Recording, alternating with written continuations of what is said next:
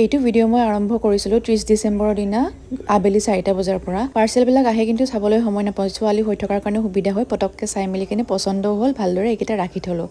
আৰু আজি আচলতে মই গৈ আছিলোঁ এটা কেক বনাবৰ কাৰণে। অহাকালি মিষ্টাৰৰ বাৰ্থডে আছিলে, সেইকাৰণে মই ভাবিছোঁ আজি এটা আটাৰ কেক বনাম।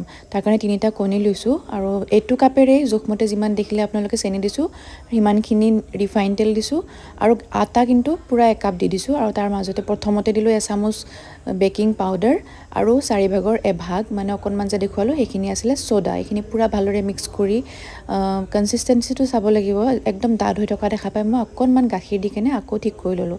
একদম শেষত দিলোঁ ভেনিলা এচেঞ্চ, যদি আছে দিব আৰু যদি নাই সেইটো নহ'লেও কথা নাই। এনেকৈ যিটো পেন আছে য'ত মই এইখিনি ভৰাম মানে তাতে এখন পেপাৰ এখন ল'লোঁ। পেপাৰখন মই এক্সট্ৰা যে কিনিবলৈ পাই সেইখন পেপাৰ দিয়া নাই, আমি নৰ্মেল বহীৰ পৰা কাটি কেনে এনেকৈ দিছোঁ। এইখন দিলে ধুনীয়াকৈ এৰুৱাই দিব সহজ হয় কেকটো। তাৰপিছতে গোটেইখিনি তাতে ভৰাই কেনে অকণমান ড্ৰাই ফ্ৰুটছ ওপৰত দি দিলোঁ। তাৰপিছতে বেলেগ একো নাই, কাজুৱে দি দিলোঁ। এনেকৈ মানে ভয়ে ভয়ে বনালোঁ, কাৰণ আটাৰ কেক মই চাগে এইটো 2 নম্বৰ কেক হ'ব মোৰ। প্ৰথম কেকটো কিন্তু মাৰ বাৰ্থডেত এবাৰ বনাইছিলোঁ, ভাল হোৱা নাছিল, সেইকাৰণে এইটো ভয়ে ভয়ে বনালোঁ। কেকটো বহাই দি অলপ কামো কৰি ল'লোঁ। এটা পালোঁ ডাঙৰ কণী, মানে বাকীকেইটাতকৈ চাইজত ডাঙৰ, এইটো মই খুলিলে দেখুৱাম।